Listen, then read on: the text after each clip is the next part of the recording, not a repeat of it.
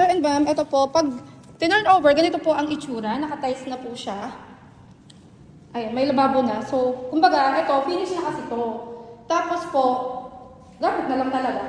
Unlike dun sa pre-selling naman, very tight. So, kayo pa po mag-decision ng interior, ng tiles.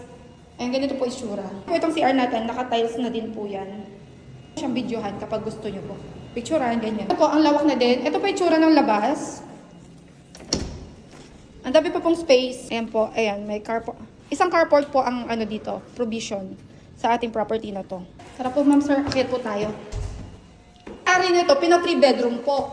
Kapag gusto po ng buyer na gawing 3 bedroom, sasabihin nyo lang po. Pag gagawin po yung property, gagawin na po nilang 3 bedroom. Yun nga lang, mag-a-addition na lang po kayo sa labor and materials. Kung bahala na gusto nyo, patanggal to, hanggang dito, konti na lang balcony. Ano to, lalaki yung Correct po. balcony na isa. Yes po.